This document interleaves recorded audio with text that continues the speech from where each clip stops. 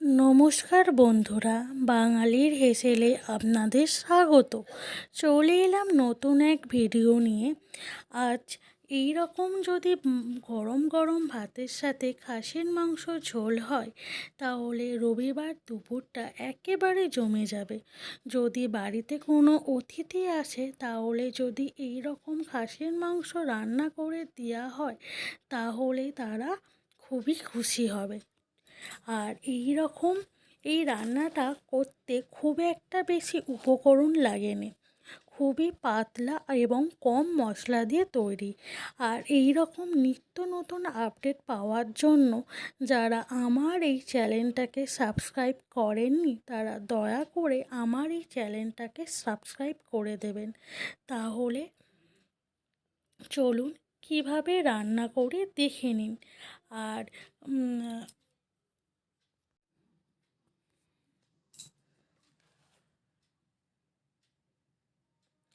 প্রথমে মাংসটাকে ভালোভাবে আমি ধুয়ে পরিষ্কার করে আমি লেবুর রস ভালোভাবে, একটা লেবুর হাফের হাফ ভালোভাবে মাখিয়ে নিলাম। হ্যাঁ, আমি মাংসটার পরিমাণটা বলে দিই, পরিমাণটা হচ্ছে 500 গ্রাম।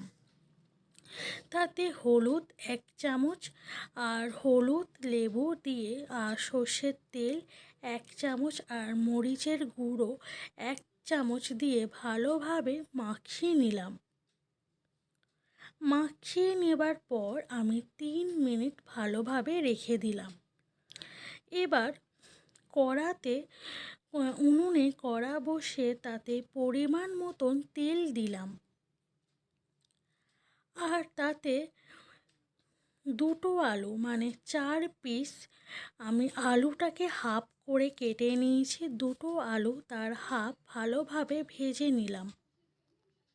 ভেজে একটা ডালচিনি বড় টুকরো, আর কয়েকটা লবঙ্গ, আর 4টে এলাচ, আর একটা বড় তেজপাতা ফোড়ন দিয়ে পেঁয়াজগুলোকে ভালোভাবে ভেজে নিলাম। এবার ভালোভাবে লাল করে ভেজে নেবার পর আমি আদা রসুন বাটা দিতে হবে। 1 চামচ আদা বাটা, 2 চামচ রসুন বাটা, আর যে যেরকম ঝাল খাবে পরিমাণ মতন লঙ্কা বাটা, কাঁচা লঙ্কা বাটা আমি দিয়ে দেব। দিয়ে ভালোভাবে মশলাটাকে ভাজতে থাকবো। এবার হলুদ গুঁড়ো 1 চামচ, প্রথমে তো আমি হলুদ গুঁড়ো 1 চামচ দিয়েছি, তাই এখন 1 চামচ, ধনিয়া গুঁড়ো 1 চামচ, আর গরম মশলা এখন সামান্য পরিমাণ 1 চামচ, গুঁড়ো লঙ্কা, আর একটা বড় সাইজ টমেটো কুচি দিয়ে ভালোভাবে মশলাটাকে 2 থেকে 3 মিনিট ভালোভাবে মশলাটাকে কষিয়ে নিতে হবে। এবার ভালোভাবে কড়া থেকে মশলাটার থেকে যখন তেল বের হচ্ছে, তখন আমি মাংসটাকে দিয়ে দেব। এরকমভাবে 2 থেকে 3 মিনিট নাড়তে থাকবো। এবার 1 চামচ আমি সোয়া সস দেব। এটা আপনারা দিতেও পারেন এবং নাও দিতে পারেন। এটা দিলে কি হয়, টেস্টটা একটু ভালো হয়।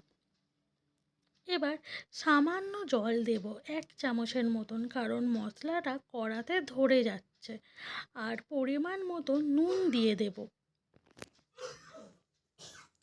নুন দিয়ে ভালোভাবে নাড়তে থাকবো। 2 থেকে 3 মিনিট ভালোভাবে নাড়তে থাকবো।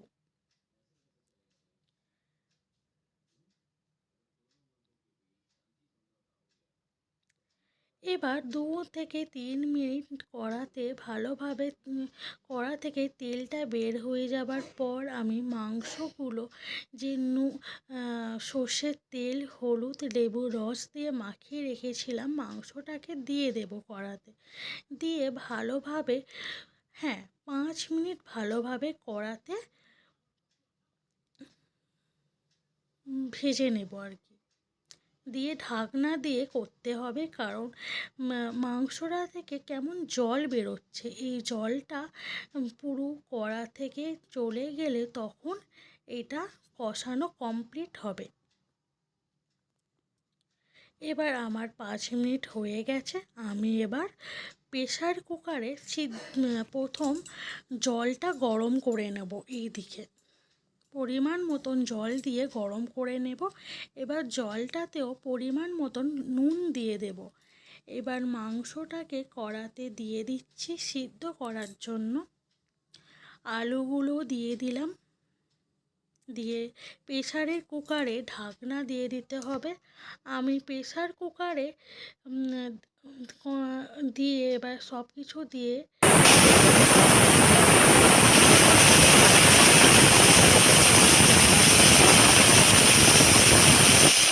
আমার মাংস ভালোভাবে সিদ্ধ হয়ে যাবে। আমার এই রেসিপিটা কেমন লাগলো অবশ্যই আমাকে কমেন্ট করে জানাবেন। আর ভালো লেগে থাকলে একটা অবশ্যই কমেন্ট করবেন। আপনাদের কমেন্ট করলে আমার ভিডিও করতে আরও বেশি মন চাইবে।